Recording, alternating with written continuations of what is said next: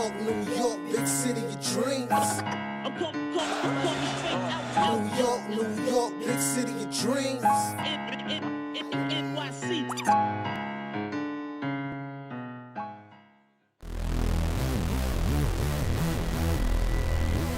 Here we go. What's going on? This is Jay Ellis from Nick of Time Show. Here giving you that Knicks talk just in the nick of time. And the Knicks, after winning a big game versus the Celtics at home, lose to the C's 99-75. Knicks run out of luck, lose to the Leprechauns. Didn't have that same magic that we had the last game before. A lot of that has to do because we was missing our top gunner. The top guy on our team when we play these Magic is, as you know, Evan Fournier, who scored 30 points twice and a career-high 41 the last time we played him. But with Fournier missing, we had Quickly, who started the game alongside Alex Burks, which gave us a little bit of a burst, a little bit of a start to start this game. But on the back end, the Knicks bench suffers, and we ultimately fall to the Celtics 99-75. And I'm here to talk about it. No Ryan G once again, man. I thought he was coming back today for us, but he just got back today, so he's out. And Roy is spending time with his family, so shout out to Roy and my guy Ryan G. I'm gonna hold it down for you guys once again and break down this Knicks versus Celtics romping. Before we get into the details of the game, I'm gonna just introduce my guys. People are here, all 82. Shout out to Fritz Alexander, Rich Jim, GM, and everybody else who's rocking with the KOT show. All right. First and foremost, I'm gonna just say this. The good. I'm gonna start off with the good when it comes to this show. The good is Immanuel Quickly, who gets his second start of the season, who gives you 18 points, 7 of 11 from the field, shooting 63%. Also 60% from 3, 4 assists, and 1 steal.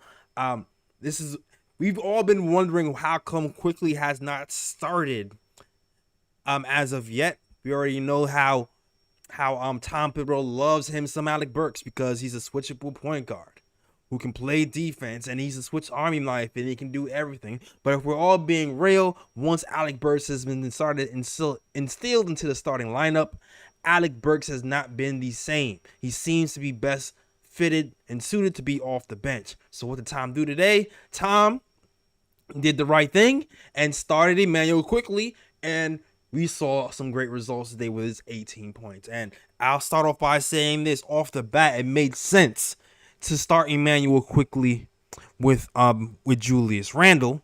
Some people would say, well, he's a backup. He can only do things against backups.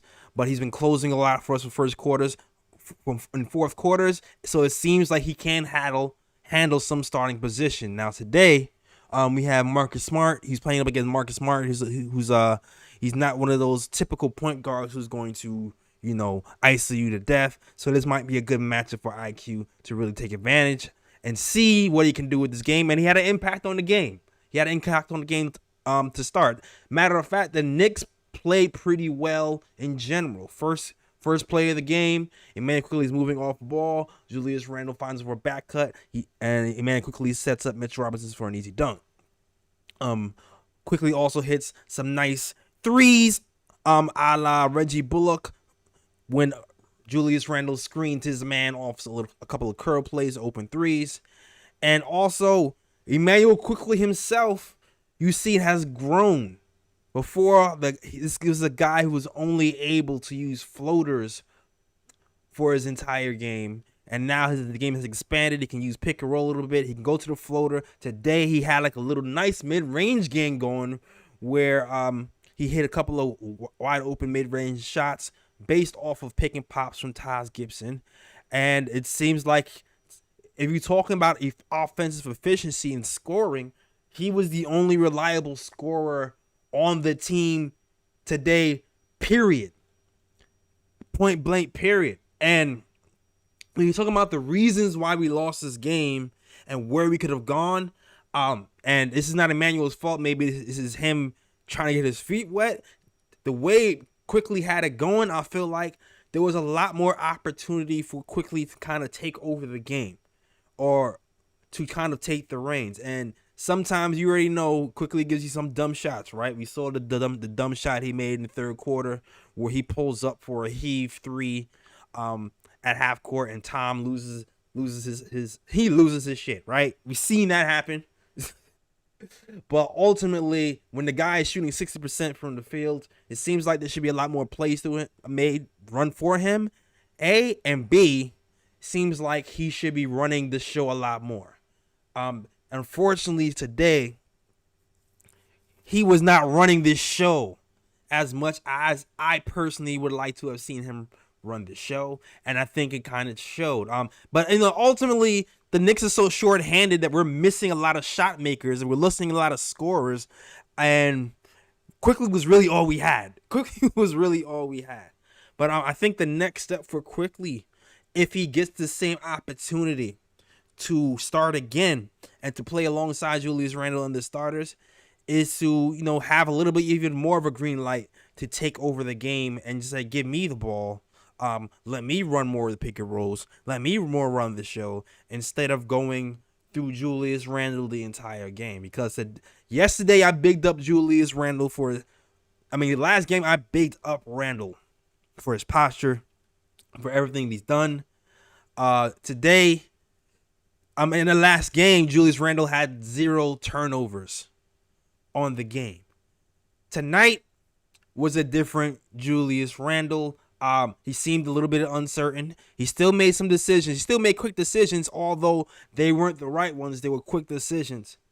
But he seemed like he didn't really have his magic today, and he was not confident in his shot. And the Celtics, kudos to the Celtics, they took advantage of the fact that he was not hitting his shots, because in the first quarter, the Knicks were scorching. It's 7 threes in the first quarter. A lot of that had to do with R.J. Barrett and Immanuel Quickly hitting his open shots. A lot of that has to do with Julius Randle actually creating some plays out of the post and making quick, decisive passes out of cuts, which is something I never really see him do. I never really see Julius Randle hit people who are cutting before out the post, which was nice to see.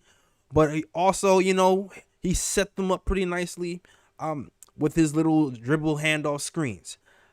As the game progressed, though, Julius proceeded to be a turnover machine, the kind of Randle that we were kind of tired of seeing in the first place. Randle finishes the game with 6 turnovers on the night in those 37 minutes. And the last game, we had a lot of our success because Randle wasn't handling the ball at such a high clip with such a high usage. And I think that was a mistake, and this is what I'm talking about when I'm saying there probably should be a little bit more opportunity for Quickly or maybe even RJ to handle the ball more in that second half and create plays, because you know what, it does not bode well for us, and you already see the results, the high turnovers. I think he had like 5 turnovers in the second quarter alone for Julius Randle. And to be honest, there was this whole controversy that talked about Julius Randle, and he was mad at the Garden because the Garden was booing him, and he was passionate, and when he screamed and he delivered and he scored in the last game at home, he was fighting back. He was fighting back at the Garden, and the thumbs down was towards the MSG faithful, right? And my whole take on that, if you see my take on the internet, my whole take on the entire Julius Randle situation is this. I don't really care how you respond. I don't care how you respond as long as you're producing results. The New York Knicks jersey, right? Playing at MSG, it is the heaviest jersey in the NBA. So, and us as New Yorkers, I don't really mind cursing. I get the corporate outlook of it, right? I get the corporate outlook, but sometimes when you're carrying that heavy jersey, sometimes when you're in the gym and you have to carry that heavy weight, sometimes you curse, sometimes you scream, sometimes you yell. That's how you get through those heavy moments, and that's how you're able to push through and carry the weight. And I feel like that aided Julius Randle in pushing through and carrying the weight when it came to that controversy and when it came to the Knicks booing him, the Knicks fans booing him when he was playing on that MSG floor. So me personally, I don't care about Randle being politically correct and he shouldn't be cursing. Who cares? What are the results? To me, what are the results? Are the results are you becoming a winning player, you're doing the right thing, and you're playing hard on both sides of the ball? If those are the results, do what you want to do, bro. Do what you want to do. I'd rather that type of Julius Randle that I saw the game before than the guy who's walking around looking like a zombie, looking like somebody stole his cookies. That's not the type of Randle I really want to see. I want to see the guy who's going to fight back, who's going to scream, who's going to cry. I'd rather that. Now, he went on Instagram and he responded eloquently. Right, he wrote a nice 4-page letter on his Instagram saying that he's sorry and he was just passionate and he shouldn't have said those words. And you know what? Kudos for him. Probably, the good, nice corporate thing to do. But personally, I don't really care. And personally, I wish some of those fans who was booing him at MSG followed him to Boston and booed him there, because to get the result that we saw from the last game to this game, because today this Randle was terrible. This Randle was terrible. I feel like we had like 2.5 quarters good of Randle, and the rest of that game he wasn't really who I wanted him to be. All right, and that's real talk. Julius Randle on the night, 13 points. Hold on, me figure out. Hold on. Julius Randle on the night, as I get these stats ready and prepare these for you guys. 6 of 19, 31% from the field. 1 of 8 from 12% from 3. 12 rebounds. He tried the board. 6 assists. He tried to play the right way. I give him credit for that.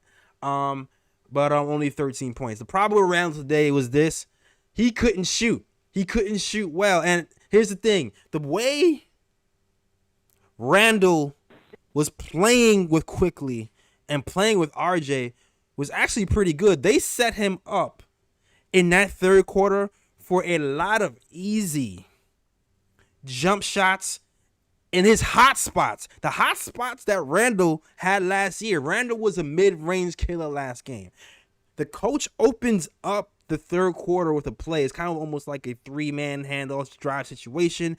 Gets Immanuel Quickly into the paint, dishes it off to Julius Randle, who is all alone by himself, and by the mid-range. And he decides to head fake, dribble it to the paint, and score a bucket. And in that moment, yes, Randle scores the bucket, but at the same time, I felt like that was a precursor to the night. He was not confident in his shot the entire night. He was missing open shots the entire night. Matter of fact, I actually believe at halftime, we would have had a bigger lead if a few things was happening. One, if the refs actually were able to calling foul calls, because the refs were abysmal. Bruh. The refs were abysmal all night. If they actually called foul calls, 1. 2, shout out to Kareem, the free throws. RJ Barrett was, 1 of 5 from the free throw line. Mitchell Robinson was 1 of 4. The missed free throws were horrible from us. 3, the open shots. We hit 7 threes in the first quarter. By the time we got to the second and third quarter, we couldn't hit the broadside of a barn. And kudos to the Boston Celtics. They ratcheted up the defense. Quickly didn't really have the open shots he really was able to get, which is why I feel like we should have ran some more plays for it Quickly. Because I feel like absolutely if he was open, he would hit a lot more of those. But the guy who they left open was Randle. And Randle was not hitting those shots. So that's not a reason why we lost too. And at this point, we just need shooters. We need shot makers. And we really miss Evan Fournier tonight. We need it because he was making those shots. And as bad as Evan Fournier plays, averages 12 points a game, you already know against these Celtics, that man's Michael Jordan. That boy is Michael Jordan. So we really miss Evan Fournier on the night. And we really missed the depth The injuries to Derrick Rose and these guys is really affecting our depth. It's affecting the quickly OB connection. It's affecting the bench scoring. We used to have a top 3 bench in the league. The bench scoring is completely gone at this point. I got outscored today on the bench, 33-6. 33-6 Celtics. We missing a lot today, man. We're missing a lot. We're missing a whole lot today. And scoring. We did the Knicks just couldn't score. Held the Celtics to 99 points. Not bad. Only scored 75 points, which is the lowest point total of the season. At some point, it doesn't matter what you do, man. We got to put the ball in the hole. And the Knicks just could not figure out a way to put the ball in the hole. But I'm hoping that we figured it out late. We figured it out more. And there's a lot of people who really need to step up. I'm not even gonna lie, man. There's a lot of people who really need to step up. Not even just Julius Randle. Like RJ Barrett, right? RJ Barrett had 19 points. Shot 33% from the field. 44% from 3, which is pretty good. But it's the 40. At some point, that 40% from 3 that we saw last season, we need to have come back. But not only that, we saw some of that today. The mid-range game, we need a little of that back because RJ got free from 3, went to the mid-range game, the 1 dribble, 2 dribble pull-ups, was bricking it hard from the free throw line. And I get there's some kind of difficulties playing in games like these because if you were looking at the news, the Knicks didn't really practice because of the COVID protocol.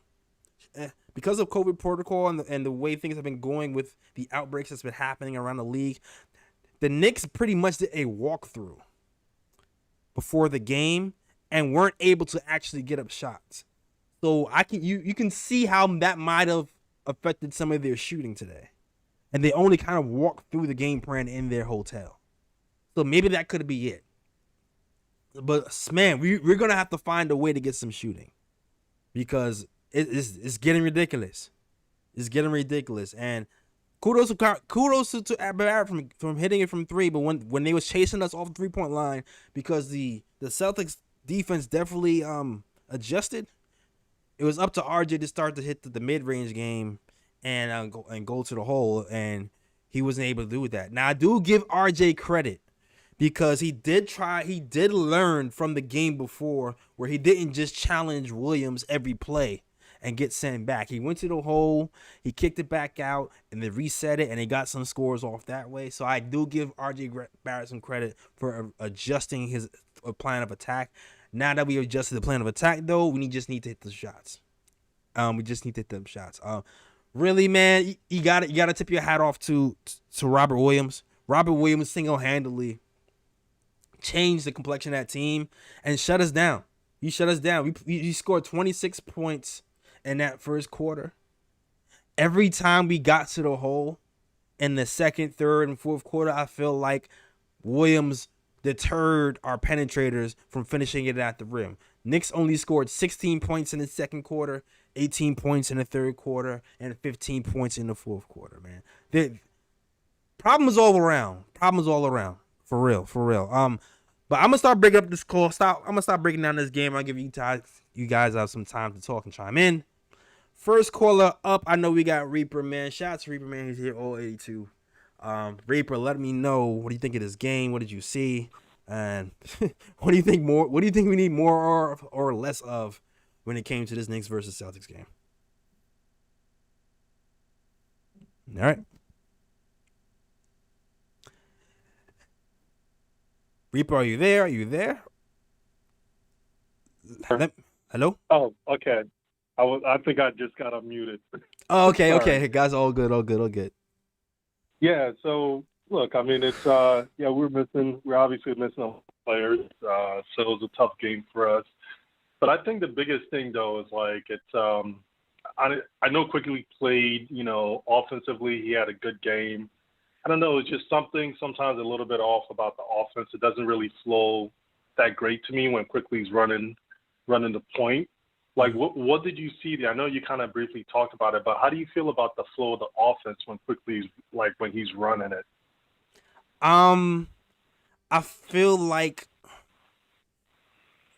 I feel like he gets himself off, and sometimes he may be able to get Julius Randle, some shots. But it feels like, I'm sorry, go ahead. What do you see? No, you exactly what I was about to say. Like, I feel like him and Randle have a good chemistry, and I feel like he was able to get Randle open shots, but Randle wasn't able to capitalize off of it. I also feel like when he was running pick and roll, more so it seemed like at times he was able to get himself open shots in the mid range, and I think we needed that. But I do feel like there's times where he missed Grimes. I feel like Grimes was open a few times today, and he wasn't really able to hit him. But I also feel like Alec Burks stunk so much that like when Alec Burks was free and he's part of that first unit, it just made it seem like, the first unit couldn't score, but he's part of that unit too. He has to be able to hit shots at certain points. But also feel like too, maybe it's like maybe he needs more rest of the first unit. Like, he's a pretty good pick and roll lob player too. Like, I would like to see him and Mitch Rob link up sometimes, so he has an opportunity to throw him some lobs like him and Obi do, and I guess that's really what we'll have to see. Like, the point guard's job is really to get people open shots, and if he's getting Randle open shots, then I feel like he's doing a decent job. Now, it's not his team, so I feel like it's gonna be hard for him to be like, Randle's not going right now, I'm gonna go away from Randle and try to get Grimes an open shot. Like, I feel like it's gonna take another set of balls to do that, and maybe that's what's needed. But and Kemba was somebody who would do that, and that's what Kemba was starting to do before he got injured. So I mean, I think that's my really assessment of Quickly at the point so far. Yeah, I agree with you. I think that was part of the issue. I felt like in that second half, there were some times when the offense got really bad. It's almost like you can tell what we were trying to do. Quickly had the ball, and Quickly was trying to get the ball to Randle every time. It wasn't even like Quickly wasn't. There's a few times I felt like, like they knew we wanted to get Randle the ball. Right. I felt like, Quickly should have had the pair to just, to be more aggressive.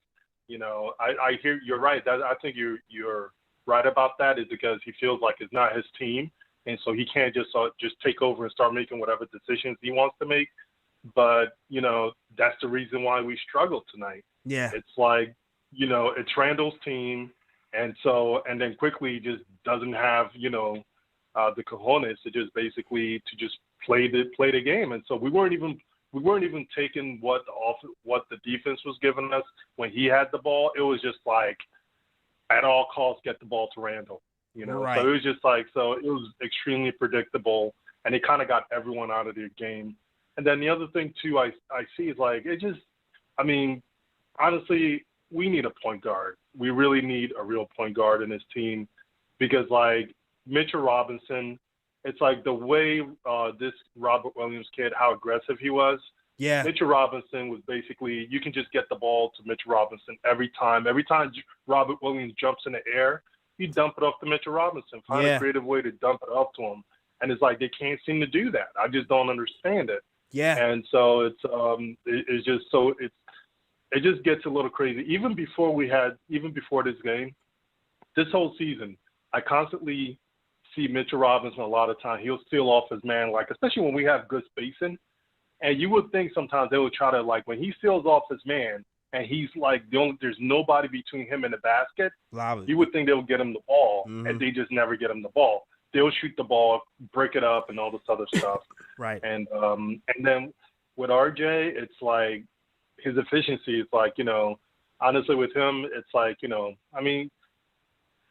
just got to, he's a third, number 3 pick. So we just got to keep working on his, we can't give up on him. Yeah, he's too young. But, honestly is getting pretty pathetic. It's just Right. like he can't hit free throws, and that's why he misses those mid-range. Exactly. He can't make those mid-range because it's just crazy. And so it's at the free. They're giving him the free throw line shot every time, and he just bricks it. It's so he just. I just don't know. With him, it's just you kind of have to wait until he gets better. Hopefully, he gets there. Mm-hmm. And Julius, he was just, lower 6 turnovers today. Yeah. That's just unbelievable. Was... So it's like, yeah, he had 50% of the team's turnovers. That's insane. Yeah. It was really bad. And to your point, like you can read in my mind, you're like in my head today, Reaper, for real. When it came, when it came to the whole finding a lane for Mitch thing, I feel like both RJ and Randle, when they're trying to blow by their man to get to the cup easily, they pick up their dribble a lot earlier and try to take these 2 massive steps, which makes it easier for Williams to kind of read them and block their shot. And it also takes away passing angles to Mitch. I feel like they need to, I don't know, when Williams is around, they need to be a little bit more judicious with their gather dribble and their steps, so they have more time to make decisions. But I mean, it's easier said than done, I guess, when I'm watching from my couch. But yeah, but that's what I'm seeing. Because go ahead. Yeah, go ahead. No, sorry. The other thing I think sometimes with, like, I know you were talking about the whole foul calls earlier. I think some of Randle's problems too in the paint. Like, I'm not trying to excuse him like turning over the ball a lot. He doesn't get enough foul calls when he's in the paint. He gets smacked a lot. Man, it was bad. And so it's really hard for him to so it's kind of crazy. I think that's a big problem. Is like he gets hacked a lot when he's in the paint, and they just don't call it. They swat, especially when he's dribbling, they swat him over his hands. Even when he picks up the dribble and tries to go up, he constantly gets smacked on the hands, and they don't call it. Right. And so so I think that's part of it. Too, and I think maybe that's why sometimes Randle, obviously they don't want him dribbling in traffic, and so he's had to pick up his dribble a lot quicker because everyone is just tired of him turning over the ball. Right. But I think it's like part of it is also the fact that he's not getting foul calls. The one thing I did like about Randle today was on the defensive end, I thought there was a couple of times I saw where he just kind of poop bagged it a little bit. But for the most part, I thought there was one play I saw where he hustled out to a 3-point shooter and then came back and hustled to get the boards. And so, I think, so in his defense sometimes, I just think, I don't know, it's just we just need somebody. We need someone to kind of pick up the load, Yeah. It's he's picking up a lot. It's we can't, when he's not in the lineup, we suck at rebounding. Yeah. And then and it's and so it's almost it feels like he's got to do everything sometimes on the defensive. Well, sometimes it feels like it. This whole year he's he struggled earlier playing defense. He hasn't been really hustling. So I'm not trying to make it seem like he's been hustling all year. But sometimes, like games like today, and you kind of see some stuff, I'm like, damn, somebody else step in and do some work, Mm-hmm. Sorry, go ahead. No, and it wears on you. Like when you're out there playing all these minutes and you trying to get all the rebounds and you're getting hacked and you're hustling back and you play defense. I feel like a lot of his turnovers come when he gets tired. I feel like I mean, it doesn't happen all the time. I'm not going to say that's the total, but I would say for this game in particular, I feel like he did a really good job. I mean, the first quarter he did really good. The second quarter, I don't know what the hell happened in the second quarter. It's I have to even watch it again to even realize what happened because I blinked and he had 5 turnovers. But I feel like a lot of times he gets tired. He gets tired and he just throws the ball away a little bit too much. But today, man, we just need more. We just need more from everybody else. Not even just Randle. Alec Burks fell off a cliff. Obi Toppin lost his mojo, and I don't blame Obi Toppin because he's just starting to just be relegated to a guy who shoots threes now, and not even get those. The book is out on him with his fast break lob plays and his forays to the basket. Mhm. Everybody, we just need more. We need more shot creation somewhere else, and IQ is our only real hope of shot creation right now, outside of Randle. Yeah. But nobody's making like good basketball plays either. Nobody's even like, you're right. They're not making. Okay, part of it, you're right. They're not making shots, right? So if they're not making shots, then how can you take what the defense is giving you? Because if the defense is giving you mid-range and three-point shots and you can't make it, you're right. Right, because they packed the paint. They packed the paint. Like half the game, they just sat there and packed it. It's like, okay, shoot. Yeah, that's true. And then with Obi Toppin, I think part of it is just like, you know what? I think the Knicks are not going to be able to keep Obi Toppin. So he's gone probably. Because you can just tell on his face sometimes. He's just like, because the way the offense, I mean, they don't even try to run anything for him on a half-court set. They don't put him in the right spot. They don't even try to like get him. You see if they can get him, get him the ball like in the post, maybe like even 15 feet out or whatever, or even any play. It's weird. They just don't even really. It's almost like they kind of like just ignore him. Like it's like whatever. You get it when right. when you get your hands on the ball. Right. You get and you can kind of see it when it's almost like he knew when he was coming off the court. It was like I think it was like in that first half. It was I think he played maybe like 2 minutes in the first half or something like that. Just the way he ran back to the bench, you could just tell like he's just sick and tired of this nonsense. Yeah, man. He just looks like his confidence is shot now. Yeah, and I don't think necessarily his confidence is totally shot. I really think he just knows it's not a good fit for him, and they're not even trying to like give him a chance. That's the look, at least, maybe I'm overreading, but that's kind of like the look I get from the look he gets on his face sometimes. Right. Especially when he's running to the bench. That's just kind of like the feeling that I'm getting. And what do you think about our offense, like the coach's offense of the sets he's running? I mean, do you think I know that we're not making shots, so it's kind of hard to like critique it if we're just not even making good basketball plays. So. Right.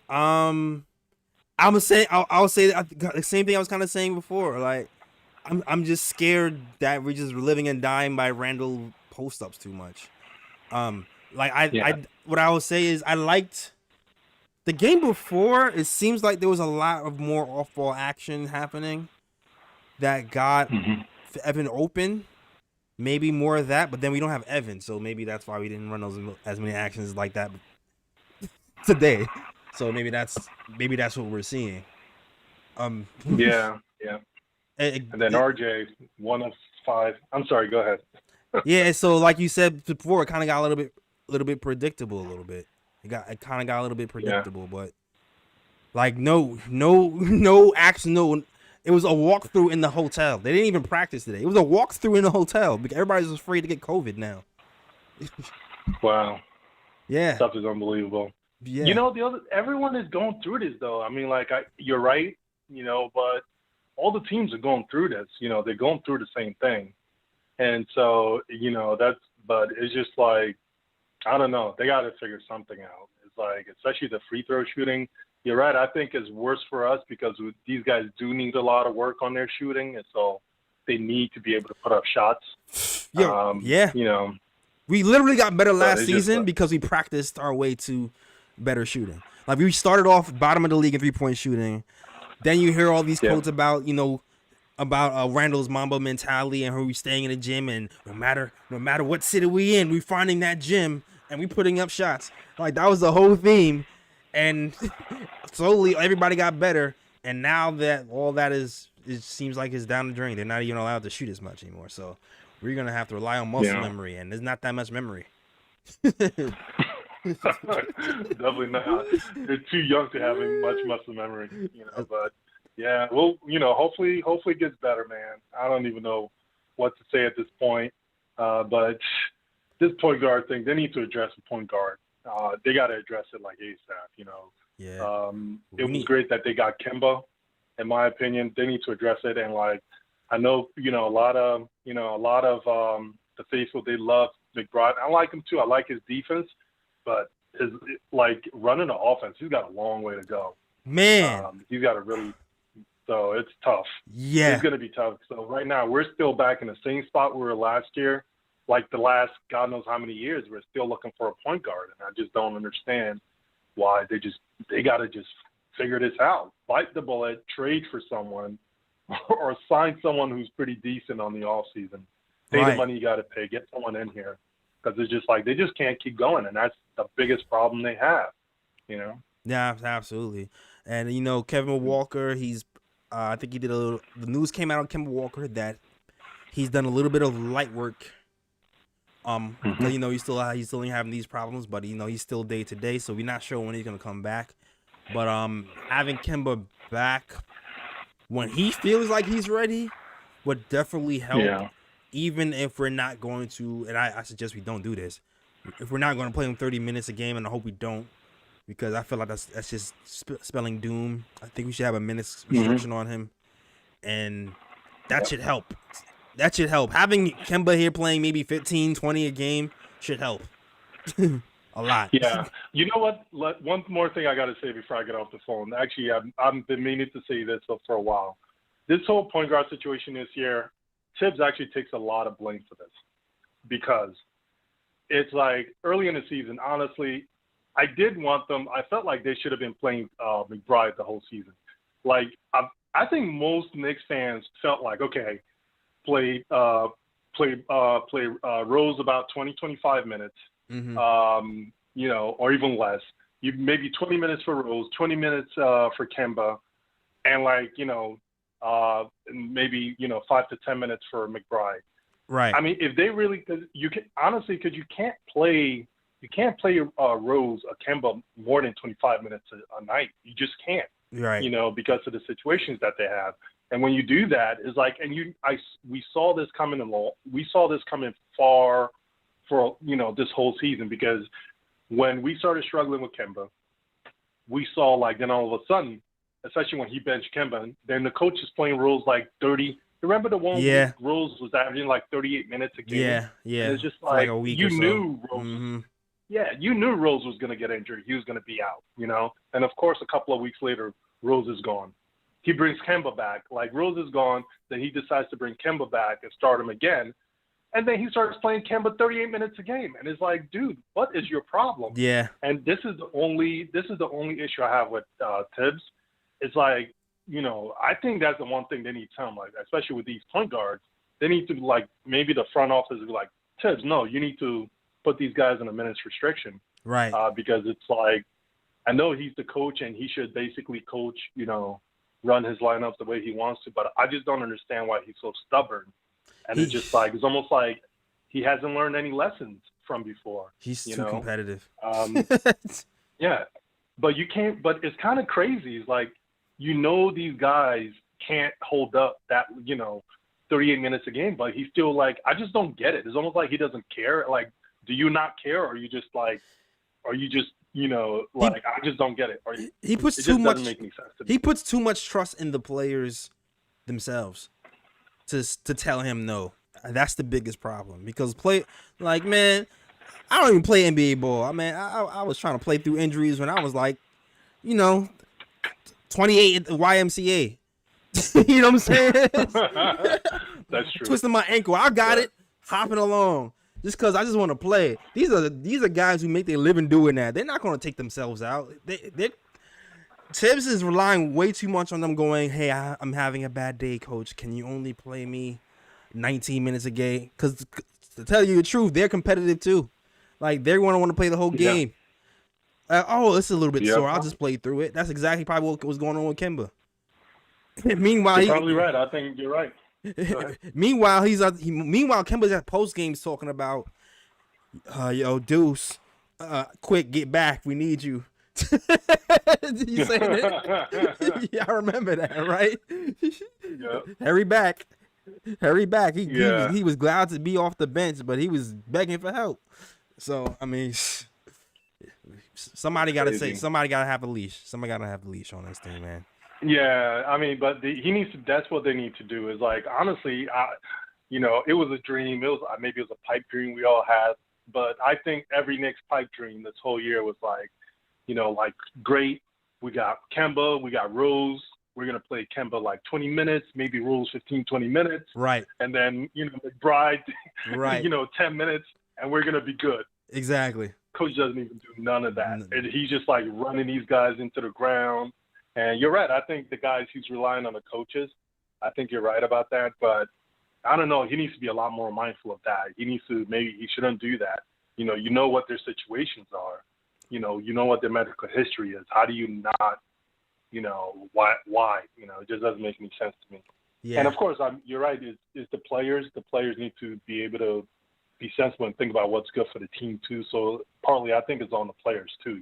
They need to let the coach know, because a lot of the decisions they've made is now we're like, we don't have a point guard. Yeah. It's like so. Yeah, man. Yeah, our best chance of point guard right now seems to be Quickly, and maybe play some RJ. But we need to kind of tweak the offense a little bit to get the ball out of Randle's hands. I've been saying that for like the last month, but I think that's still true. I agree with you. I feel like, that's what I feel too. I feel like that's how I think a few weeks when we talked, I feel like just running through RJ. At least RJ, if he gets a shot block or he misses the layup, at least we took an attempt at the rim. Yeah. And just have them like set Randle up. I feel that way too, to kind of minimize the turnovers, because I don't know, Randle just, he's got the skills to do it. Like I said before, he can dribble, pass, and shoot, but he doesn't know what to do either of them. So it's just not going to work. Yeah. But anyway, thanks for taking my call. I really appreciate it. No problem, Reaper, man. Thanks for calling in, man. For sure. All right. Have a good night. All right. Salute to my guy, Reaper. I know he was on there for a while, but I don't know. The conversation was flowing, and there's a lot of points coming from that conversation. So a little rock. Shout out to Vibe Shop. It says he feels like the loss was on Tibbs tonight. That's interesting. You feel like the loss was on Tibbs tonight? Why did you feel like the loss was on Tibbs tonight? I don't know. I feel like the loss was on talent tonight. Like we need to be able to make shots. I mean, we need to be able to make shots. And granted, I do feel like Tibbs needs to find ways to get the ball out of Randle's hands more sometimes, and maybe in that way you can say it's on Tibbs. But I just feel like we need to make shots. Next caller up, we got Jason from the Lower East Side. Jason, let him know what you want to talk about, sir. What's up, man? Yo, what's going on, man? It's a rough loss today. Yeah, man. Got a lot to talk about. Let's go. We both thought that they were going to play McBride today. Yeah, you saw me tweet it. I think he's going to play, but I said he'll probably only play like 15 minutes.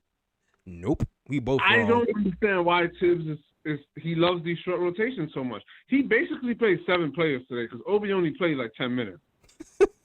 Like, how do you expect to go through a season like this? I don't know. He really lost trust in them. Why they look so tired in the second half? That's true. Like it's crazy. I don't get it. Like, and then he raved about how much he loves McBride, and then what? 4 minutes of play against where Fred VanVleet scores a lot of points. Guess what? Once McBride left, Fred VanVleet kept scoring points. So it's not like it was all on McBride. Yeah. Now I agree with you. Like, I'm just annoyed by the short rotation. The fact that he always goes to that's fair. His solution is always to go with less players. I agree with you. And like these guys are gonna. I mean, these guys. I don't know how many years Randle's gonna play in the NBA, but if Tibbs keeps playing like this, it's a lot less than whatever you think it's gonna be. That's what I'll say. Yeah, I'll take that. I believe you on there, man. Like there was definitely. Let's see. I'm looking at the minutes right now. I'm just see what the minutes looking like. RJ Barrett 42 minutes. Randle 37, Mitch 28, Alec Burks 33, Immanuel Quickly 36. I thought Immanuel Quickly was gonna get 40 minutes today. I feel like if the game was closer, he would have played 40. Yeah, he probably would have played 40 minutes. I think the only reason he didn't is because of the garbage time or something. Exactly. Where's Raw? Raw's not on today, man? Because remember, like 2 weeks ago, I said what the rotation was going to be like, and he was like, I hope the rotation's not like that. Well, I was right. Listen, I'm Because I told you that Obi was going to go back to 10, 12 minutes a game, and that I said McBride would only play like 10, 15 minutes a game. He's not even playing. Yeah, he's not even playing. Yeah, we overshot that. Yeah, man, I got to catch Raw next time he's on and tell him I was right. So, you know? Yeah, Raw's out with the fam. Raw's out with the fam, so he's not here tonight. He should be on next show. I thought we were gonna have Ryan tonight, but he was traveling. He got back later than he thought he was going to. So, yeah. But yeah. Then the other thing we need to talk about, which we're gonna have a little bit of a long discussion about, is the Obi Toppin situation. As you know, I said we should just trade Obi. Yeah. And it's gotten to the point now that I don't even care how Obi plays anymore. Because no matter how good or how bad he plays, he's only going to play for 10 minutes, so who cares? Yeah. Yeah, I mean, man. like, and like, some fans were complaining today. They're like, well, you know, he probably shouldn't have played a lot today because, you know, he can't hit threes. I'm like, how is he supposed to become a good three-point shooter if every time he misses a shot, he gets pulled out? True. But like this, how is he supposed to be a better player if and I said this that Tibbs is completely, from a development, it's malpractice what he's done to Obi Toppin. Because you can say whatever you want to say about today, that he was terrible, fine, I agree with you.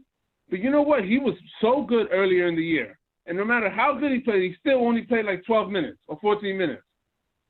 right. What does that do to a player's mentality? Like, I don't know how Obi was able to keep playing good. Like, he still kept coming in, getting his 12 minutes and playing good. I couldn't do that. I would be like, why do I care? I can play great, and you're just gonna put me on the bench once I'm playing good. Yeah, man, it's rough for Obi. Listen, man, I mentioned trading Obi last season because I kind of saw this coming. I'm not even gonna hold you. I kind of saw this coming because I'm just like, no matter how good this guy could get, Randle is in front of him, so he's gonna be in between a rock and a hard place. And I thought they would try to play them more together. And to be honest, it's looked good when he's done it, but he just doesn't do it. So, you know, that's why you know what? Call the Pacers. Try to get Miles Turner. I mean, do something. I mean, and some people are like, oh, we shouldn't trade him yet because we should try to wait for a bigger trade option. I'm like, what trade value do you think Obi Toppin has? Right. Like, I don't care for 36 minutes are. He plays 10 minutes a night. No team is going to be like, oh, yeah, he's a great player. They're going to be like, well, if he's so great, why are you only paying him 10 minutes a night? Yeah, I don't want people to kind of forget that he actually is a pretty good player, too. Like, here's a few things that's happening to Obi Toppin right now. Right, one of the thing is, last season, there was no pick and roll ran with Obi Toppin all season long. I think they ran pick and roll with Obi maybe 2 times, 3 times the whole entire season. And I'm not even exaggerating for like right. Dramatic effect. They literally, I think, only ran pick and roll with Obi Toppin like 2 or 3 times the entire season last season. This season, that became a staple. And him and IQ and OB and Derrick Rose and OB were connecting for like lobs all season long. Now the season's going along. Derrick Rose is out. Immanuel Quickly, as of recently, he's been playing less minutes with the second unit. And I feel like the guys who usually feed OB and look for him the most aren't playing as many minutes with him now. And I think that's a lot of reasons. I think that's a lot of what's going on right now. And now he's just being relegated to being a spot up 3-point shooter again. Now that he's like back into his regular role, but now he's back in his regular role without his boy Derrick Rose feeding him the ball, and without IQ being with him and playing with him in the second unit. So OB is getting a lot of the wrath of the injuries. OB is getting like secondhand crap from it, really. Yeah, I mean, I think I don't know. It drives me crazy. I think if we don't trade him now, I mean, by the summer, you're not gonna be able to get anything for him at all. Like he's not a young player, and at least now you can say, well, you know, he's still developing. Right. Yeah. I agree. I don't know. I'm not like saying, oh, he needs to start. He needs to play over Randle. Just give him more minutes. Like, can he play 18 minutes, 17 minutes? Is it that hard? Yeah, yeah, and that for Tibbs, who likes to play traditional big lineups, with your center being a shot blocker is going to be hard for Tibbs. And the matchups that we had today, it might be a little bit harder because Robert Williams is a guy who's going to be blocking shots, and he's kind of a bully. I could see him and Obi having a hard time with him, but maybe you play him at the 4 and Randle at the 5. Maybe you do something like that. So, bring Robert Williams outside the paint a little bit more and be a little bit untraditional. Maybe we could have tried something like that today. Yeah, you're right about that, man.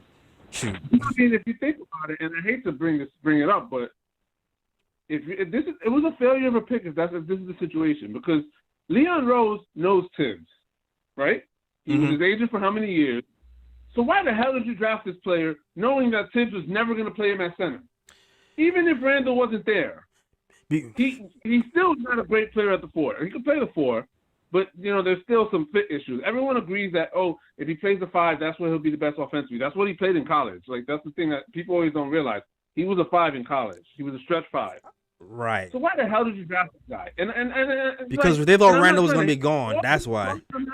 They thought Randle was going to be gone. Yeah, but Tibbs still wants to play a traditional 5.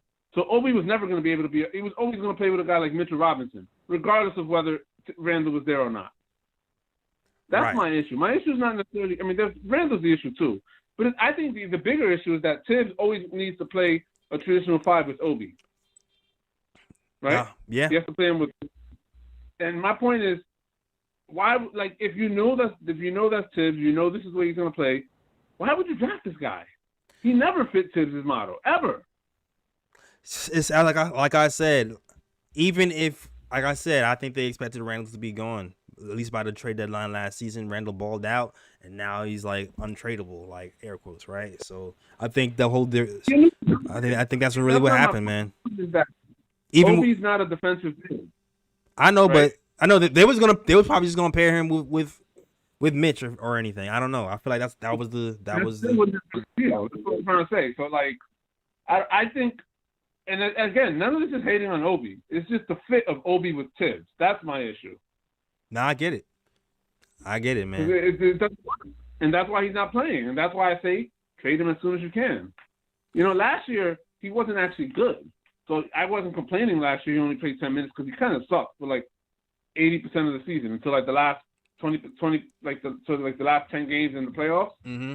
Then he was good. This year, he actually was good for most of the season. Like if you look at the advanced statistics, he was one of our best players. No, absolutely. He was the only guy, I think, a couple weeks ago, he was like the only guy that had a positive plus-minus with Julius Randle. That's how good he was. Yeah, you already know. I already have that. I have that graphic all the way. Shit, I don't even know. Do I have the graphic up now? But I definitely have the graphic. The best players paired with Julius Randle was Obi Toppin and Immanuel Quickly, I believe. I think. No, it was Obi Toppin and Derrick Rose, I think it was. If he was playing good and you still was keeping him at like pulling him after like 5 minutes, that's not how you treat a player. Like I don't understand how Obi hasn't even asked for a trade yet. Like crazy. Because he's a young guy, man, and he likes New York. He's not like I feel like it's gonna be. He's not gonna be this season. It's gonna be next season, the year after that, where he might demand a trade. I can definitely see that coming in the future. What's gonna happen is he's eventually get traded. He's going to go to another team. Right. He's going to play good, and he's going to talk about how bad it was in New York and how bad Tibbs was with him. The same way Karl Anthony Towns and a whole bunch of other young players have done. We've seen this before, especially with the Knicks. Like a player leaves the Knicks and they talk about how bad our system was in developing them. I don't know, man. I appreciate the call, man, but I don't think he's going to – I don't see him bashing him. I don't see him bashing him. No, he might not bash us because he's a nice guy. But, exactly. At some point, he's going to say how, things didn't really make sense in New York and how it's a lot better where he is now. Yeah, I can see him saying that. I can definitely see him saying that. Yeah, you're right. He won't actually, he won't, like, be an asshole. He's like, thanks. Thanks, New York, giving me my start. But, I want to play and da-da-da-da, and it's a better fit here. Like, I can see him going through. They weren't utilizing me right. Mm-hmm. I should have been doing these things, but instead they just had me doing this. And now I'm in a much better system. I'm being utilized properly, blah, blah, blah, blah, blah. And then of course, stupid ESPN will be like, see, the Knicks, same old Knicks. Right, exactly. Exactly. And hopefully we win on Monday, but yeah, man, we'll see. San Antonio with this team. San Antonio is up Monday, man. Listen, The Knicks, and shout out to you. Thank you for calling. The Knicks have, I saw it was on Tankathon. We have the second hardest schedule coming up for this New York Knicks team. So we only have a little bit of the soft schedule left. I think we probably maybe have like around 9 games or so of soft schedule where we have to kind of make our move. And if you don't make it then we in trouble. I see y'all talking about my guy Kira Lewis. Kira Lewis is out with Kira Lewis has an ACL injury. So yeah, shout out to my guy Kira Lewis. You know I was high on Kira Lewis back in the day. But yeah, Kira is out with the ACL injury. So his season is over. A speedy recovery to Kira Lewis. Fritz is like, nobody deserved to be. Fritz is on the Obi train. Like, listen, Obi was the choice. No one is better. Screw it. We picked the right guy in Obi. Sherwin's picks over Obi. Sadiq Bey. Okay. Tyrese Maxey. All right, Maxey's okay. Leonardo Balmaro. All right. Hindsight be 20/20 sometimes, man. I don't know. Cole Anthony's turned out to be pretty good. Pacheski. All right, Halliburton. Everybody's on Halliburton train right now. I get it. All right, man. Knicks, yeah, man. Once again, the Knicks season low 75 points lose to these Boston Celtics. Takeaways from the game still. I know people kind of saying IQ is not a point guard, but hopefully he has a little bit more freedom to run the offense a little bit more freely away from Julius Randle. And it's funny. I think I actually heard the coach say that he wanted IQ to kind of take over more. If I'm not mistaken. Did anybody hear that? I think I kind of heard the coach say that. But I do feel like a lot of reasons why we got into trouble is because we kept going to Randle and he had 6 turnovers overnight, and he's not a guy who you can just rely on to run the offense for the entire time. We can't just keep going to Randle. We have to keep going to other people. Case in point, Quentin Grimes. I feel like we miss Quentin Grimes a lot. And I give IQ credit for getting Randle open shots because that's all you can do. But I do feel like we miss Quentin a lot. Quentin's a shooter. He only took 6 shots, 2 of 6 on a night. I feel like when you played, and Quentin played 27 minutes. You playing 27 minutes. I think there was a little bit more opportunity to take more than 6 shots, personally. So I do feel like the offense has to be distributed a little bit differently. Alec Burks, 2 of 11 of a night. Alec Burks, I don't know, man. Next game, I'm just saying, put Alec Burks completely on the bench. Put that man completely on the bench. It just seems like it doesn't matter what role Burks is in. He just seems like whenever he's with the starting lineup, period, he don't get the same Burks. Like I don't know. Burks seems like a superhero every time he's on the bench, man. Just keep him on the bench and have him play 15 minutes. And maybe go with Quickly Grimes next time or something. I don't know. And maybe give McBride a little bit more minutes too. Like McBride is a struggle. McBride has struggled to run an offense recently, and I'm not even sure what that's about because when we got to Houston, he seemed like instinctively he pretty well running the offense. He was able to throw some nice lob passes to Mitch for dunks. I feel like he was hitting cutters with a pretty good regularity. It seemed like he was a lot more comfortable running the offense versus the Houston Rockets. Maybe it's because of the Houston Rockets, and the Rockets aren't as good defensively as these other teams that we're playing. But man, we need to find an opportunity to get a little bit more point guard somewhere else besides Julius Randle and Quickly. We need some point guards back for real. Shout out to everybody rocking in the chat. Shout out to Sherwin M. Shout out to Picks with Timmy. Shout out to Edward Spears. Shout out to Stout to still Knicks fans. Shout out to you. Thanks for rocking with us, man. Shout out to Prez too. Prez the boss. Shout out to you, my guy Prez the boss. If you're liking the show today, please hit the like and subscribe button. To also super chats are welcome. It helps keeps the lights on, keeps the things going. Knicks, man, y'all here talking about a Knicks loss at 11:11 at night.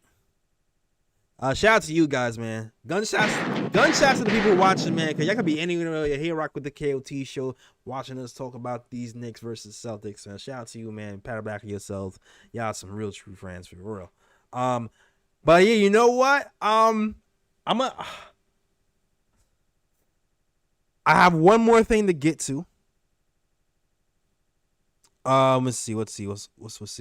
I have one more thing to get to. And that's something a little bit fun. So hold on. Did I lose my spot? Hold on. I'm gonna find it. So let's get to it. As you guys know, there's something that we like to call here at the KOT show. The bruh picks. The bruh picks are usually the worst plays of the week, so something dumb that just happened that you have to point out. And today's bruh pick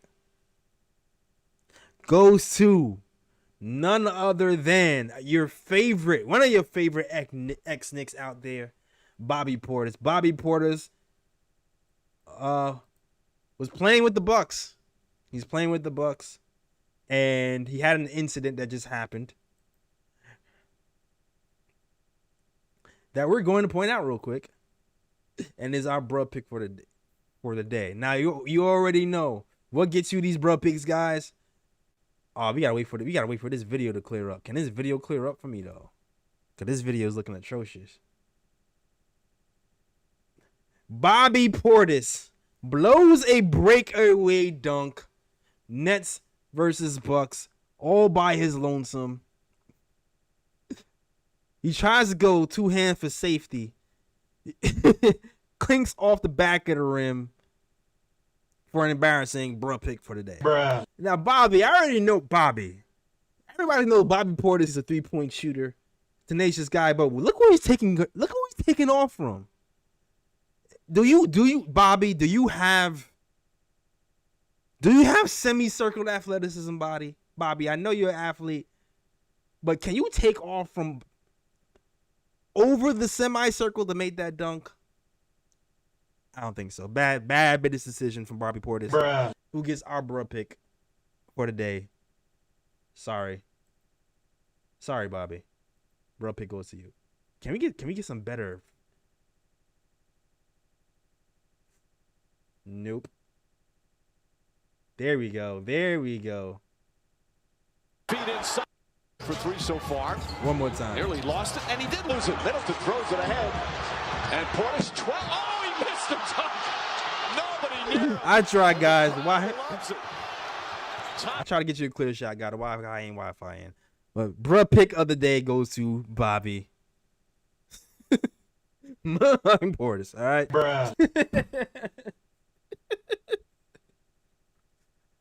Bobby.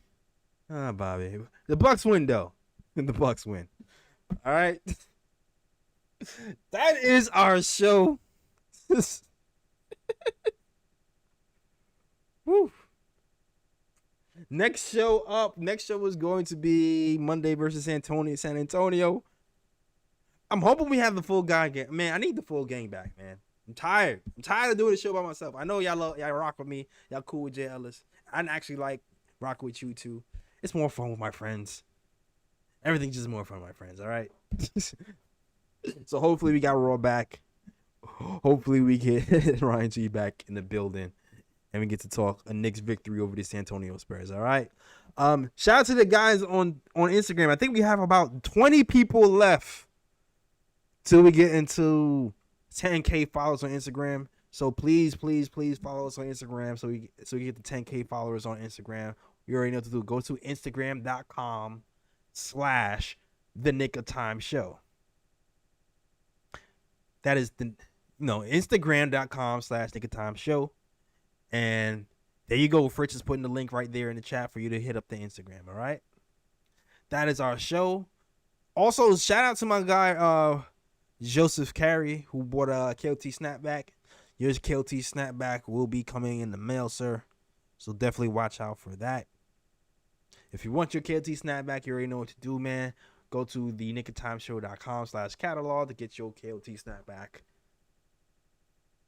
delivered to your mailbox near you. All right. That is our show.